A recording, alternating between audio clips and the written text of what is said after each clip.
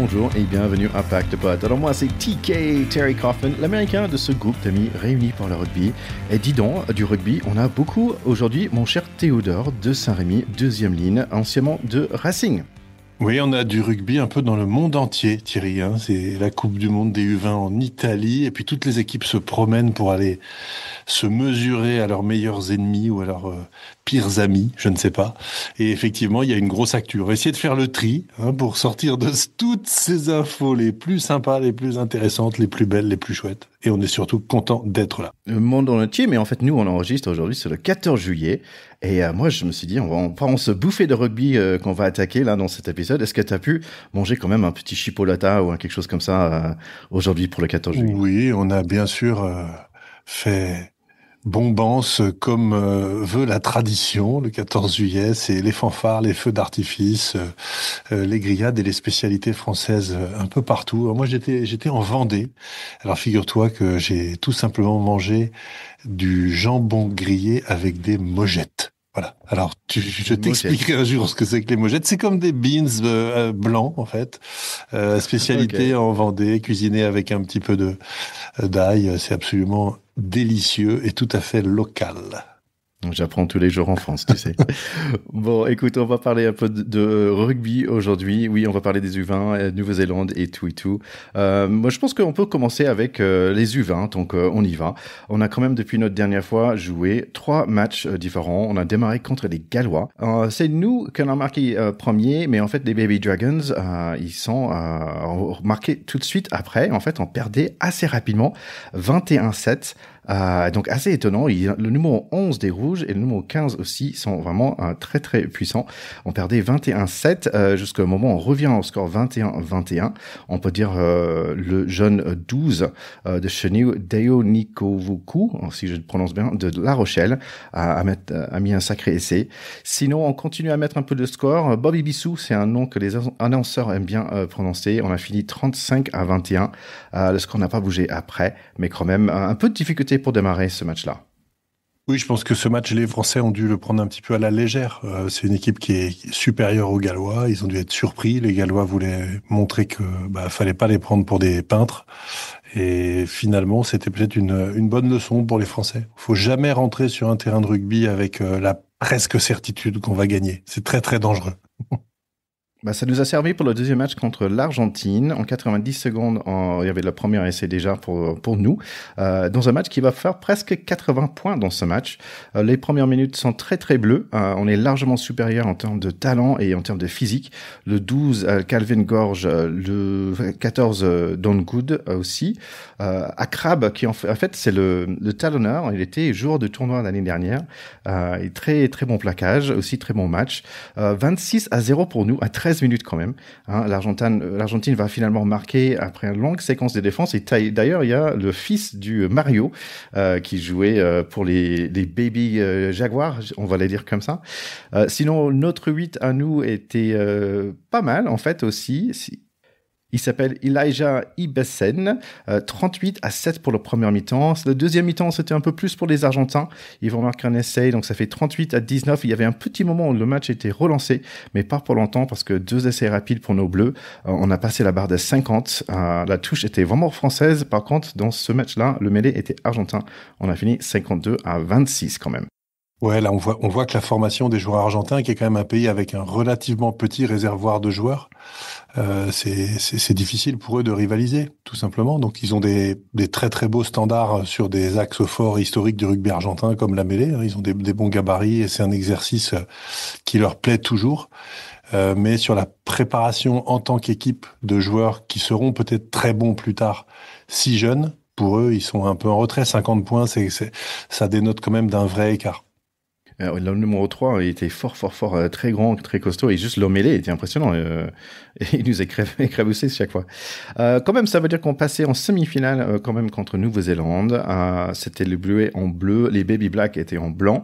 En fait, dans ces U20, chaque équipe a gagné 3 victoires en fait dans ces séries contre, on va dire, la France, Nouvelle-Zélande. Démarrage, c'est plutôt pour les nouveaux Z. C'est leur 8 est très bon en fait. C'est pas le Moïse Bison, si je prononce bien. Il va marquer le deuxième essai qui était à 10 minutes. minutes. Donc eux, ils gagnaient 14-0. Finalement, c'est notre 13, Kelvin Gourge, qui va marquer un essai. Et ensuite, notre 12 va faire le même. Pardon, il va faire un course d'essai de 22-22. Et Penatouche, Moll et essai pour nous. Donc 2 essais en 2 minutes pour nous. Pas mal comme réponse. Mais toujours eux qui gagnent, les Blacks, 14-12. 2 fois on toque sur la porte pour un essai. Mais 2 fois, il y a une interception juste devant la ligne par les Blacks. Donc dommage qu'on sort pas de là avec un peu de points quand même dans cette période de fort pour nos Bleus. Et voilà, un peu plus facile pour les Blacks. Un petit combi et paf, essaye. Mais on revient quand même, encore le 12, 24-19 pour eux. Difficile les 20 mètres, les premiers 20 mètres de deuxième mi-temps pour la France. On est souvent dans les 22 des Blacks, mais manque de réalisation. Carton jaune contre les Blacks, peut-être ça va changer les donnes. Et en fait, 2 cartons jaunes contre les Blacks. Donc ça, on va marquer un essai, on revient à 1 point. Mais le rugby à 13, les Blacks, ils connaissent ça. Donc ils marquent quand même un essai sous les poteaux en plus. Et voilà, on a besoin de marquer 2 fois encore avec 10 minutes à jouer. Et ben non, on va perdre, c'est 34-26.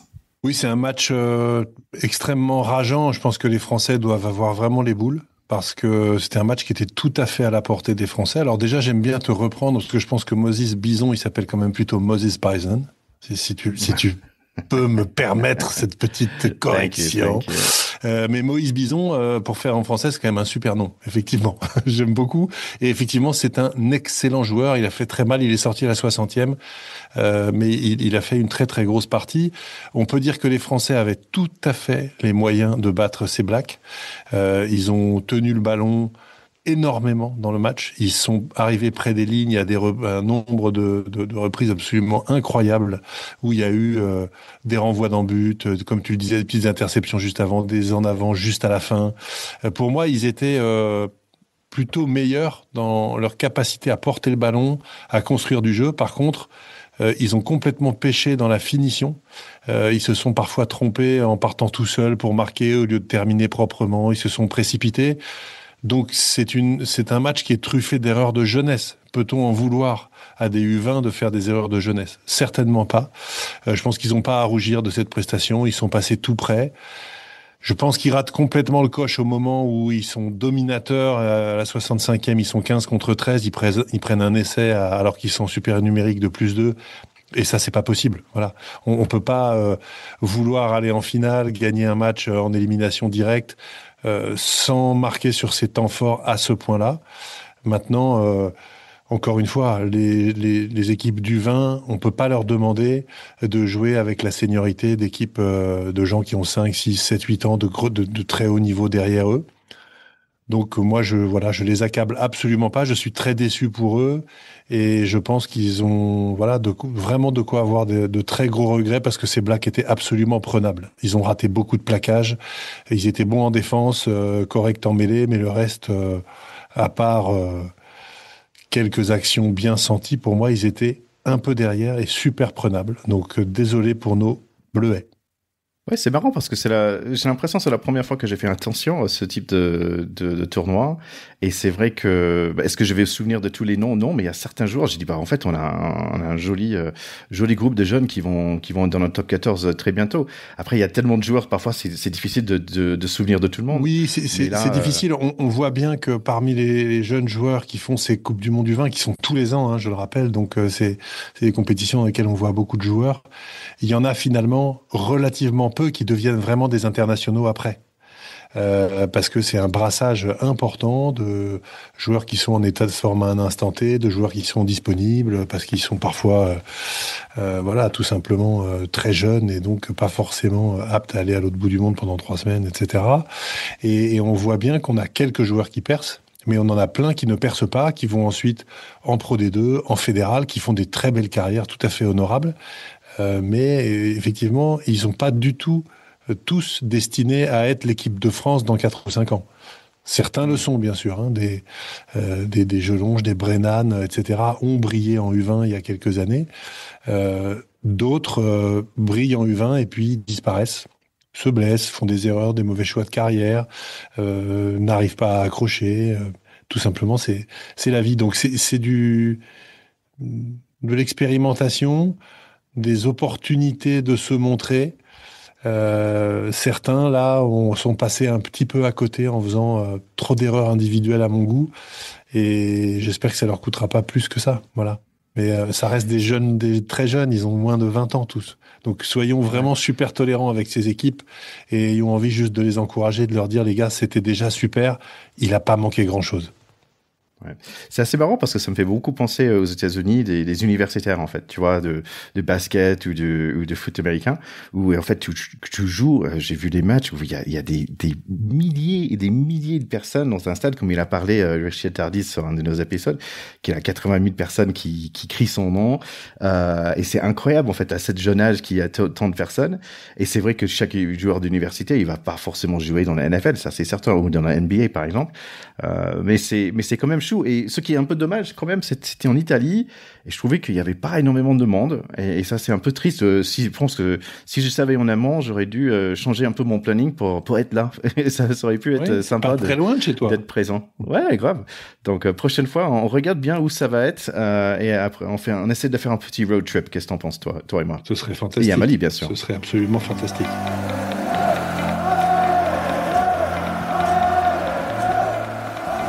Il y avait quelques d'autres matchs aussi dans les U20 qui m'a quand même intéressé. Par exemple, Italie a battu Irlande 18-6. Ce match, le premier match Afrique du Sud contre Angleterre, bon, on voyait tout de suite leur dominance.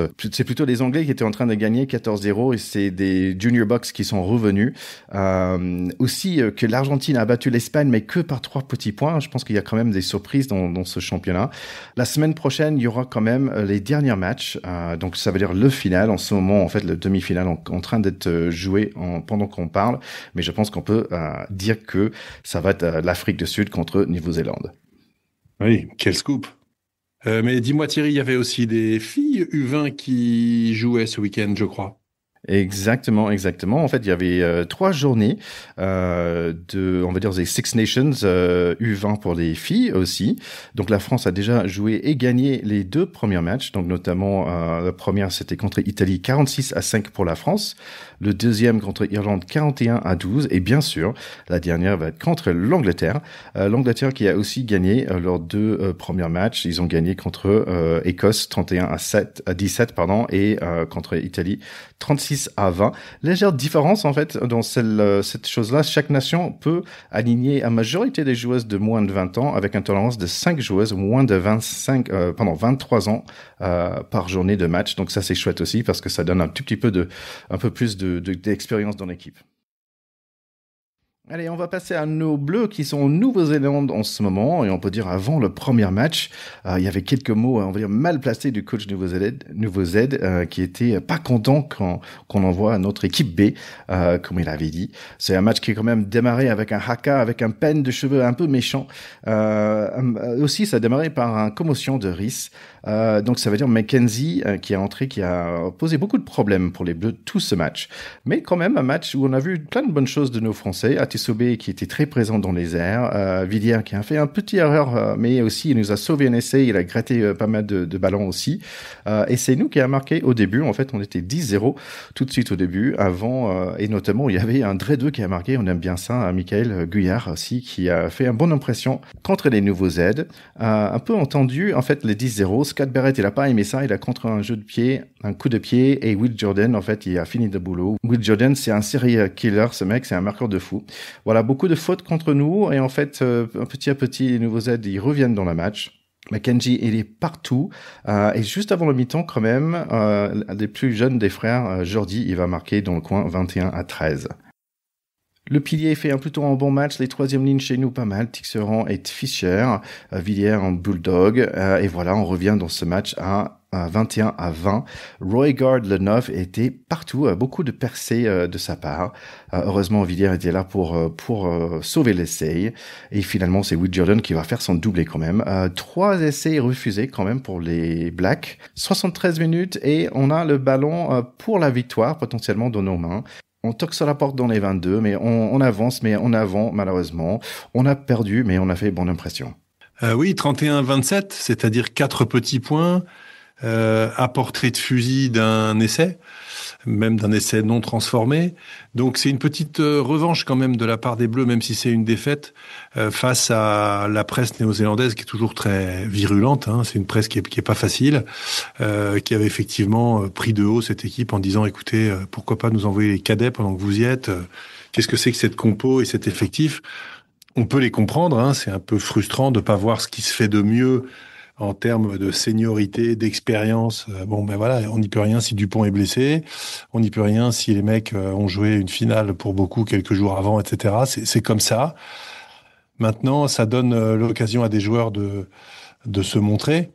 Moi, j'ai été absolument bluffé quand même par la performance du troisième ligne Fischer, dont on entendait un peu parler, hein, qui est un joueur qui a une bonne réputation en top 14, mais je l'attendais pas à ce niveau-là, en particulier en performance défensive face aux Blacks, parce que les Blacks, en face, eux, ils avaient vraiment la grosse équipe. Donc, venir mourir de 4 points avec une équipe extrêmement jeune, c'est un petit exploit. Ça a d'ailleurs été noté dans la presse française. C'est ce que la Fédération française de la loose peut-être appelle des presque victoires, parce que les Français sont très forts pour se réjouir de défaites courtes en disant on y était presque et c'était bien. Les Anglais on n'a rien à foutre quand les Britanniques, quand c'est perdu, c'est que c'était raté. Voilà. En tout cas, je tire mon chapeau à cette jeune escouade qui a vraiment tenu la dragée haute presque à cette équipe. Je pense les a beaucoup surpris. On a vu à plusieurs reprises quand même que les Néo-Z étaient très emmerdés et savaient pas trop par quel bout prendre cette équipe. Ça m'a rappelé un peu des bonnes performances dans une tournée en Australie quand on avait vu sortir de nulle part Dimitri Zarzeski comme jeune joueur qui avait 20 piges, qui avait cassé la baraque là-bas en jouant en Australie en tournée. Et voilà, j'ai trouvé que c'était très chouette. Maintenant, pour le deuxième match, et tu vas y venir, les Blacks sont prévenus. Et je pense qu'ils n'ont pas du tout envie de rigoler. Ouais, on va parler de deuxième match. Alors, c'est Barlow qui est le capitaine, centième capitaine pour l'équipe de France. 12% en général réussite pour les Bleus contre les Blacks. Et c'est normalement pire quand c'est chez eux. Un grande équipe de Nouveau-Zélande comme toujours. Moins un Scott Barrett. Mais c'est marrant parce que notre pack des Bleus est plus lourd que les Blacks. C'est assez drôle. Après les Im et le Haka, c'est un certain Brennan qui va choper le premier ballon pour son premier cap. On a une jolie opportunité tout de suite. Abadi qui arrive sur les 3 mètres, mais on est trop pressé. Moment de peur quand même avec un coup de pied de Léo Barré qui est contré. Les Blacks sont chez nous, ils utilisent leurs avants et ça fait du bruit les impacts quand même. Ils ouvrent le score 3-0. 2 touches perdues par nous et un mêlé aussi. Beaucoup de petits coups de pied par les Blacks. On recoule beaucoup et encore Roy Gard, le 9, qui va marquer sans souci après un joli combi juste après le touche. Il a fait 12 matchs et 8 essais quand même pour le Dupont Nouveau-Z. Notre attaque est plus chanceux que d'autres choses. Carton jaune pour Beauden Barrett. On va prendre les 3 points. Il faut qu'on profite un peu plus que ça. Mais Hardy Savia va nous faire du mal. 17-3. On est sous pression. Le jeune Josh Brennan reçoit un carton jaune pour une action que je dirais plus un accident de travail. Et si on avait du mal avec un joueur de plus, ça va pas être beau avec un joueur de moins. Savia nous montre pourquoi il était jour de l'année pour le Super Rugby. On va prendre 2 essais des avant le mi-temps, 29-3. Oui, très rapidement, là, le score à la mi-temps, il fait très peur. C'est-à-dire que tu as l'impression qu'on va en prendre 60. C'est franchement une mi-temps avec une classe d'écart. Les Blacks qui ont complètement appuyé sur l'accélérateur. Tu l'as dit, les 2 essais juste avant la mi-temps par les avants, ils font très très mal. Et on avait vraiment l'impression qu'il y avait un monde d'écart entre ces deux équipes. Maintenant, je trouve que la deuxième mi-temps, les joueurs ont montré malgré tout des valeurs morales intéressantes pour que ça tourne pas à la correction totale. Deuxième mi-temps commence un peu mieux. Barressé fait du boulot et les remplaçants ils vont entrer. La touche va tout de suite mieux. Et bim, Léo Barré va planter notre premier essai, 29-10. Mais les Blacks, ils ont Will Jordan qui, grâce à un offload très sympa de Jordy Barrett, va marquer son 41 essai. Le 13, Proctor fait un bon match aussi. Notre Théo, Atuso Bay, lui, il a un peu de difficulté dans ce match. Par exemple, sur l'essai de Ione, encore Jordy Barrett avec le pass. 43-10, ça fait mal avec encore 20 minutes à jouer et honnêtement, j'ai eu du mal à regarder par la suite. J'ai commencé à nettoyer la maison. La défense des Blacks était impitoyable malgré quelques visites dans la 22. Notre attaque n'a jamais vraiment déroulé. Le jeune Brennan va quand même marquer un essai. Le score final, c'est 43-17. Un bon vieux France All Black comme avant, malheureusement. Ouais, on pourrait en parler assez longtemps. En première chose, pour mettre tout ça en perspective, il faut se rappeler que ce match était le 32e match de l'équipe de France en Nouvelle-Zélande, de l'histoire du rugby. Et est-ce que tu sais combien ils en ont gagné, les Français, en Nouvelle-Zélande? Ah, pas beaucoup, genre. Je sais que la dernière c'était en 2009, mais ça date quand Ils même. en ont Ça fait gagné 14 ans. 4 Mais plus. sur 32. Ouais, C'est-à-dire ok. 32 matchs là-bas, 28 défaites. Donc, il faut aussi remettre ça en perspective. Ce n'est pas honteux de la part de ces garçons qui sont pour beaucoup très jeunes d'aller s'incliner en Nouvelle-Zélande. C'est quand même plutôt la norme. Alors c'est vrai que on a beaucoup battu les Blacks ces dernières années sur des matchs clés en Coupe du Monde, sur des matchs en tournée chez nous. Mais aller en Nouvelle-Zélande, c'est une autre histoire. La preuve. Et là, les Néo-Zélandais, devant leur public, ils sont intraitables. Ils ont pris les Français vraiment à l'ancienne. Les Français, je pense, voulaient beaucoup les contrer en touche. Ils ont eu du mal. Les Blacks ont fait beaucoup de touches raccourcies. Ils ont eu des munitions sur lesquelles ils lançaient des ballons très vite après des touches raccourcies et ça leur a, le contre français leur a quasiment pas posé de problème. On a eu un certain nombre de faiblesses, on va dire individuelles, qui sont pas vraiment acceptables à haut niveau. Je pense que courant de deuxième mi-temps, Joris Second, là, sur Vahi, qui plaque au niveau des épaules, puis après, ça débaroule, on reprend 30 ou 40 mètres, etc. On n'a pas le droit d'être léger sur des plaquages sur l'homme à homme, quand on est l'ouvreur de l'équipe de France en Nouvelle-Zélande. Ça se voit trop, en fait. Le jaune de Brennan, tu dis que c'est un accident du travail, c'est surtout une connerie. Il peut pas prendre un jaune et laisser son équipe en infériorité numérique quand on est à ce point déjà malmené à 15 contre 15. Gailleton qui fait plutôt un beau match par ailleurs. La seule occasion Ouais. qu'on a un peu, il a un ballon sur l'aile, il va jouer le trou de souris entre la touche et l'ailier au lieu de rentrer à l'intérieur du terrain. C'est un peu des erreurs de cadet, quoi. Donc il y a des erreurs qu'on peut accepter chez les U20, qui sont moins acceptables chez les grands. Mais encore une fois, sur la deuxième mi-temps, moi je trouve que les Bleus ont quand même fait preuve de caractère parce que avec le score qu'il y avait à la mi-temps, moi j'avais vraiment peur qu'ils en prennent 60. Et ils en ont pas du tout pris 60. Ils ont réussi à marquer. En début de deuxième mi-temps, ils se sont quand même réveillés. Hein. À la 45e, ils font une super action qui manque d'aller au bout, mais il y a une interception d'Ioane. Assez vite après, il y a l'essai de Barré qui est vraiment magnifique, qui fait un bien fou parce que on pilonne les Blacks, on les prend leur propre jeu, on écarte et ensuite on domine les impacts et puis on vient donner le ballon à Barré qui vient marquer avec beaucoup d'autorité. Donc, ils n'ont pas démérité. Ils étaient inférieurs. C'est une équipe très jeune. Il faut se rappeler quand même que le staff avait à nouveau changé 10 joueurs par rapport au match d'avant, où ils avaient bien figuré. Donc, ça ressemble à une revue d'effectifs. Quelle va être la configuration du troisième? Est-ce qu'il va prendre les meilleurs des deux matchs en leur disant, les gars, vous avez un exploit à faire, c'est venir inscrire la 5e victoire française en Nouvelle-Zélande et c'est possible.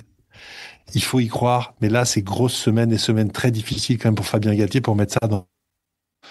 Tant ils ont été quand même dominés et on a eu le sentiment parfois que les Blacks pouvaient accélérer et le sport aurait pu être plus grand. Voilà.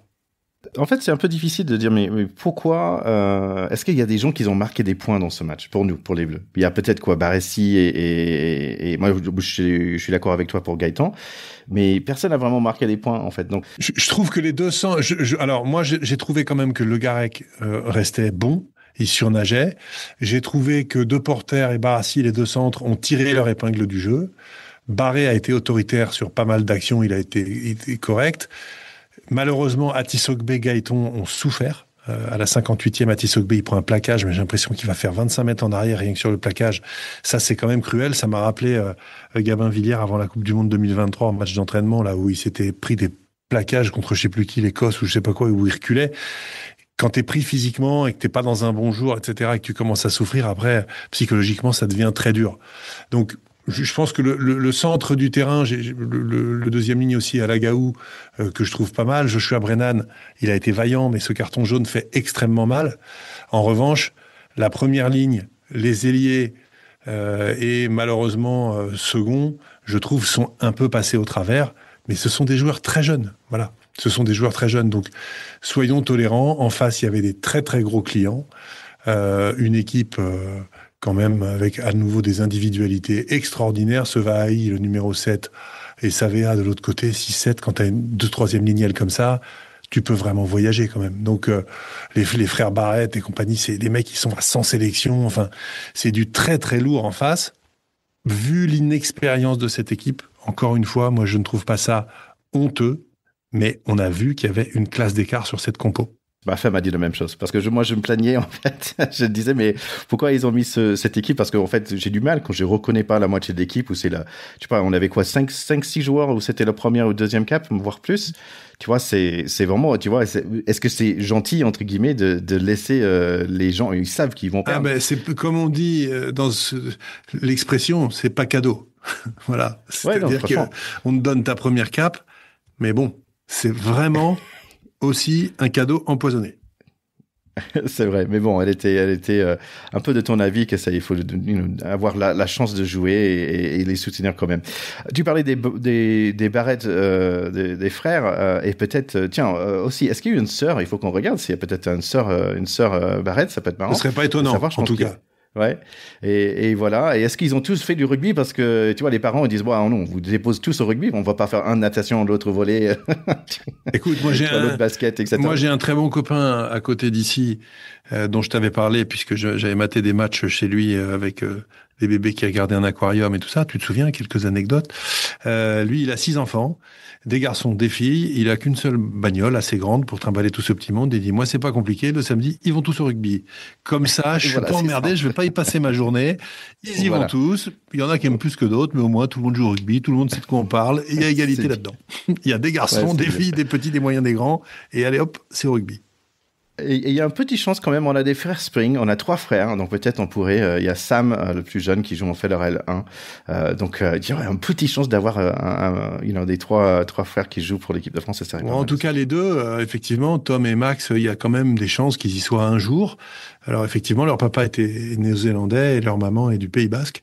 Donc ils jouent pour l'équipe de France, mais ils sont à moitié néo-Z. Alors c'est sûr que pour ces joueurs-là, aller en Nouvelle-Zélande jouer contre les Blacks, ça doit quand même être quelque chose. Franchement, il doit y avoir une fierté, une envie de se montrer, je sais pas, des sentiments extrêmement profonds et variés. Ça doit être assez compliqué émotionnellement quand même.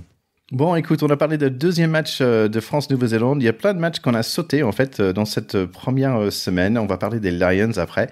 Mais quand même, Japan, pour la première rencontre contre les Pays de Galles, eh ben, ils ont battu. Et finalement, mais personne batte les Gallois 19 fois à la suite. Donc finalement, les Gallois, ils ont pu battre les Japonais pour le deuxième match. On a aussi vu Afrique du Sud 42-24 pour le premier match contre les Italiens.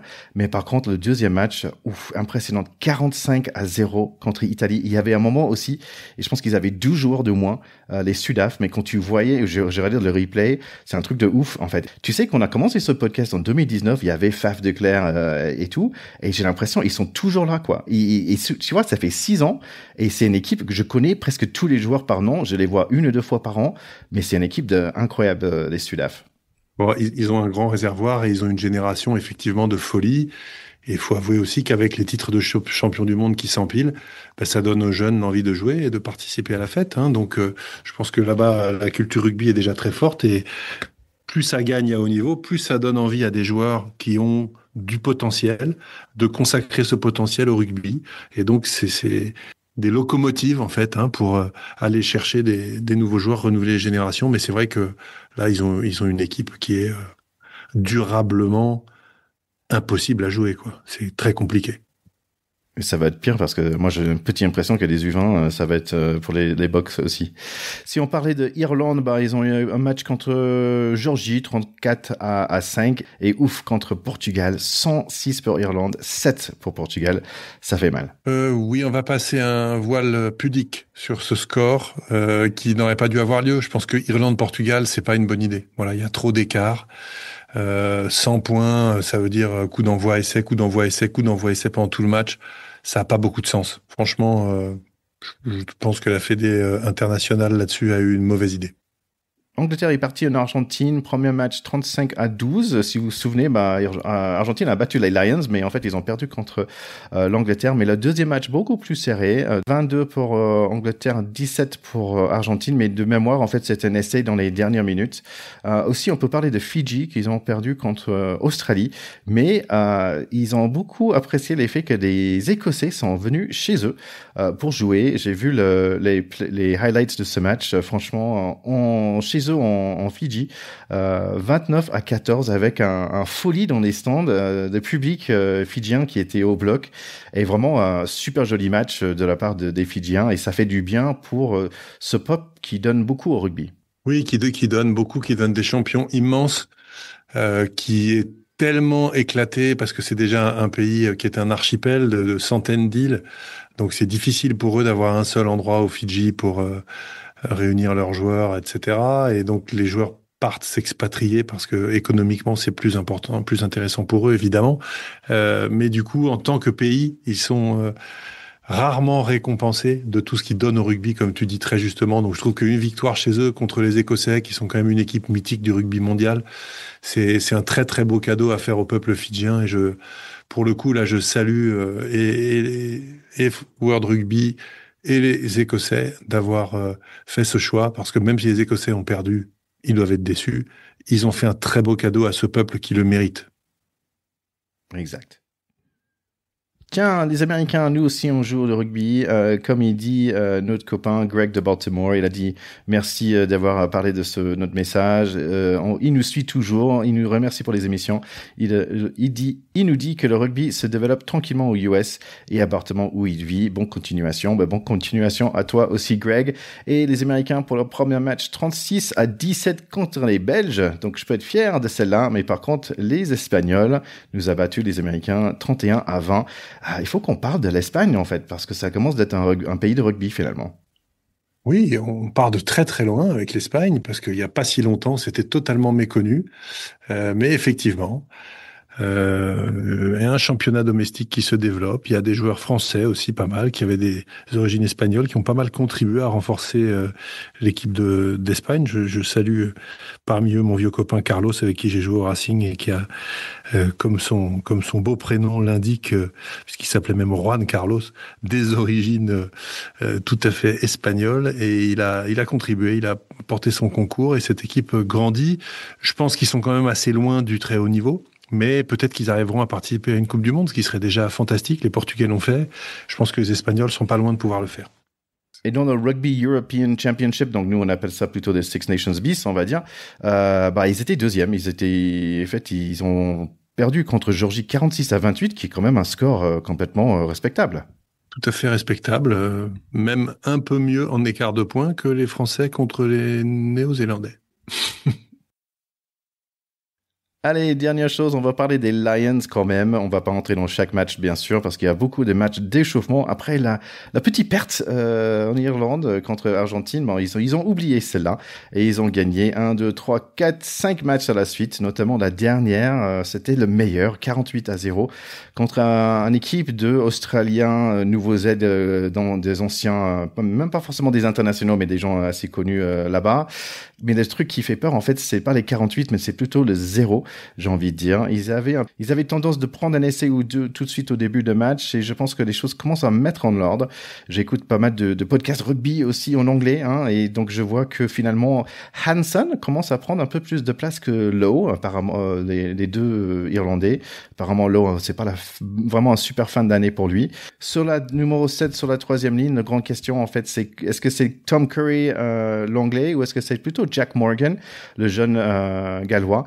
Il y a toujours Pollock, mais il est encore jeune.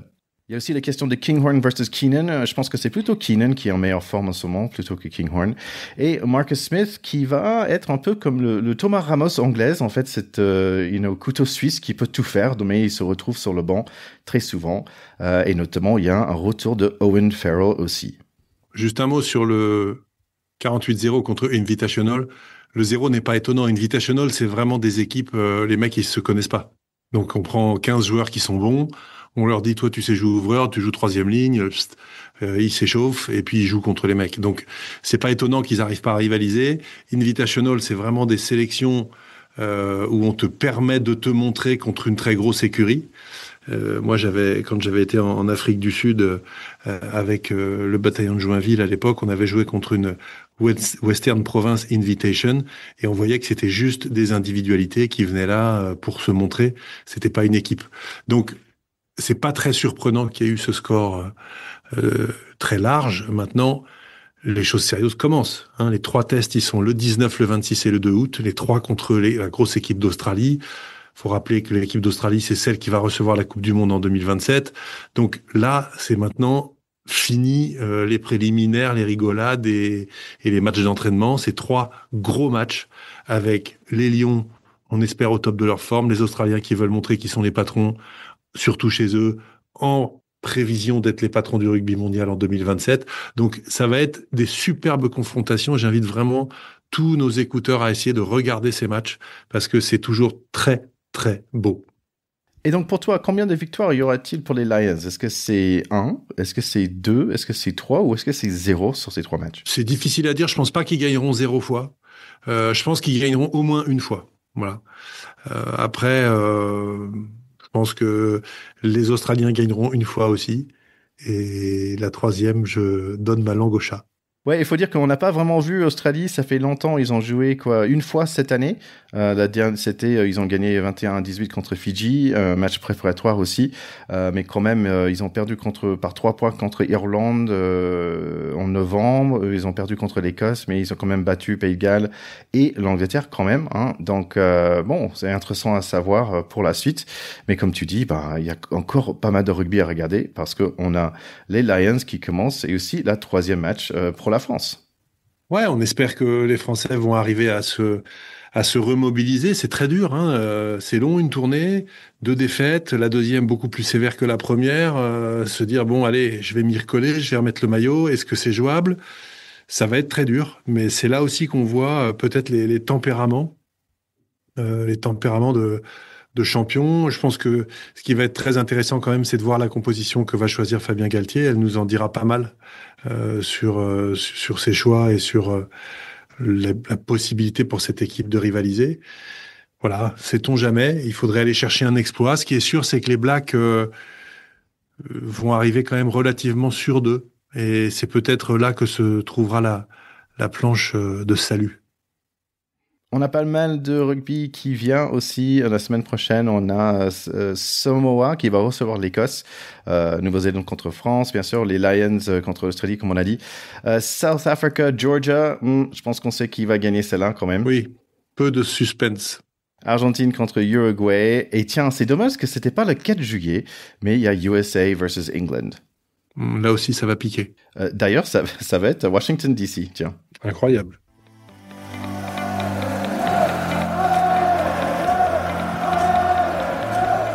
Bon, voilà pour tout ce rugby qu'on a vu là depuis quelques semaines. Est-ce que toi, tu as d'autres choses? Parce que je sais que tu adores pas juste le rugby, mais d'autres sports aussi. Oui, j'ai 2 petits événements du week-end qui vient de s'écouler. J'ai regardé partiellement, mais j'ai vu la fin avec beaucoup de plaisir, la finale de Wimbledon, qui est non pas le temple du rugby comme est Twickenham, mais qui est le temple du tennis, avec voilà, tous ces codes so british, ce gazon feutré sur lequel les balles volent, et pour le plus grand plaisir des fans de tennis, et puis tout ça devant la princesse de Galles qui est revenue de ses soucis de santé, ça fait plaisir de la voir là. Bon, je m'arrête. Yannick Sinner a pris sa revanche puisqu'ils avaient fait une finale homérique contre Carlos Alcaraz à Roland-Garros. Carlos Alcaraz était double tenant du titre à Wimbledon et Yannick Sinner a battu Carlos Alcaraz en 4-7. Toujours énormément de respect entre ces deux joueurs qui, je trouve, nous donnent une leçon sur ce que c'est que le style, le respect de l'adversaire, la résilience, l'envie de faire mieux. Donc voilà, vraiment, je suis impressionné de voir que ce sport est aussi devenu un sport d'équipe parce que l'un comme l'autre salue toujours énormément l'équipe qui encadre ces grands joueurs, qui sont bien sûr tout seuls sur le terrain, mais qui sont très entourés pendant toute l'année, pendant tout sur le circuit où ils parcourent la planète. Et franchement, je trouve que c'est également des très très beaux moments de sport. Et puis à l'inverse, je suis un petit peu dépité de voir que le PSG s'est retrouvé embarqué dans cette espèce de Coupe du monde des clubs complètement ridicule et débile. Les joueurs sont éreintés, ils ont passé déjà 11 mois et demi à jouer, on leur refout une espèce de tournoi aux États-Unis où ils jouent un coup contre des Brésiliens, le lendemain contre des Saoudiens et le troisième jour contre des Anglais. Le PSG s'est pris les pieds dans le tapis après avoir fait une saison parfaite. Ils ont perdu 3-0 largement en finale, après avoir battu le Real Madrid 4-0 en demi. Et je trouve que voilà, la FIFA fait n'importe quoi, toujours pour faire du business, du pognon. On envoie les joueurs, on invente des compétitions qui n'ont aucun sens. Et on abîme finalement une saison parce que ça jette un voile un peu triste et un peu sombre sur la saison absolument extraordinaire par ailleurs du PSG. Et le seul truc que je trouve intéressant, c'est que ça va leur donner de quoi réfléchir, alors que s'ils avaient tout gagné, peut-être qu'ils auraient eu définitivement la grosse tête. Tu sais, c'est marrant parce que j'ai écouté un podcast récemment qui parlait un peu de tennis et parlait un peu de rugby aussi. C'était par rapport à les blessures des joueurs parce que en fait dans les NBA, il y a beaucoup de joueurs qui se blessent sur le talon d'Achille en ce moment. Ouais. Et genre dans les finales et dans les playoffs, en fait, ça fait plusieurs années que des grands joueurs se blessent. C'est arrivé à plein de personnes en ce moment.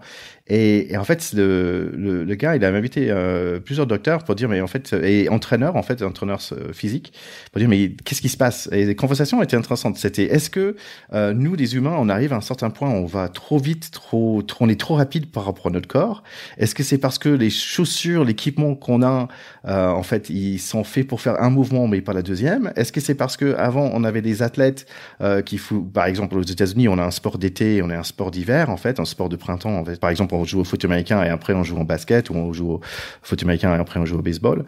Et en fait, c'est assez marrant parce que l'invité parlait notamment de Eddie Jones et il disait qu'un des meilleurs coachs qu'il a jamais vu, il a pu comprendre, en fait, je découpe en fait le partie tactique et la partie stratégique et il l'a découpé dans la partie physique. Et il a trouvé que Eddie Jones était un des meilleurs coachs parce qu'il avait compris ce truc où en fait il chauffait le corps pour faire des choses, on va dire physiquement et après il est entré dans la partie tactique et stratégique. Et je trouvais ça assez intéressant que le rugby, ça sort sur un podcast américain et surtout Eddie Jones, il parlait de la victoire de Japon contre Afrique du Sud quand même. Ouais, une victoire historique et magnifique, hein. Effectivement, il y a pas mal d'années déjà.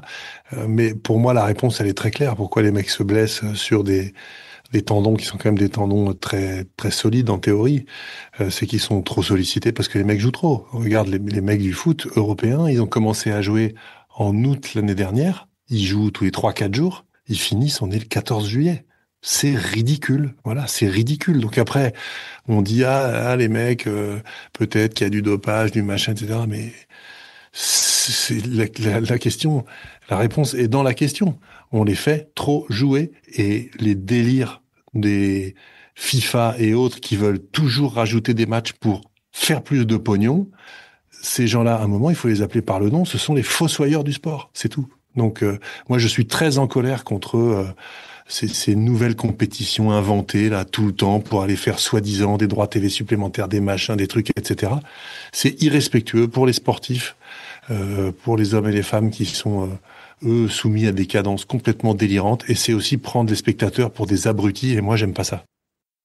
Écoute, ça me fait plaisir, comme toujours, de parler de rugby avec toi, mon cher Théo. J'espère que Amalie serait là avec nous la prochaine fois, avec son nouveau microphone. Et en fait, je suis pas certain quand est-ce que ça va être la prochaine fois. Donc, on va espérer de faire un épisode potentiellement la semaine prochaine. Sinon, je dois m'absenter pour des raisons personnelles. Donc, ça va être c'est soit la semaine prochaine ou soit au démarrage de Coupe du Monde féminine. Et en tout cas, Thierry, moi j'étais absolument enchanté aussi d'abord de faire toute cette saison à nouveau avec toi. C'est toujours un grand bonheur. Et puis je dis à mes auditeurs à quel point tu es le grand architecte de ce podcast, que tu prépares et que tu travailles avec un sérieux, tout ce qu'il y a de plus britannique. Et je tiens à te féliciter, à te remercier, parce qu'on a l'impression que c'est cool comme ça, que c'est fun, qu'on fait que de discuter. Mais il y a du travail derrière, et une grosse partie de ce travail, c'est toi qui le fais. Donc je te remercie encore, et je remercie tous tous nos écouteurs, Greg de Baltimore et tous les autres. On vous embrasse peut-être la semaine prochaine, si on y arrive, pour le débrief du premier match des Lions et de France-Nouvelle-Zélande. Ce serait sympa. Sinon, ce sera un peu plus tard. On les débriefera quand même. Et puis, on vous souhaite un superbe été. Et comme d'habitude, on vous dit, n'oubliez pas de garder le cœur ovale. Allez, à très bientôt tout le monde.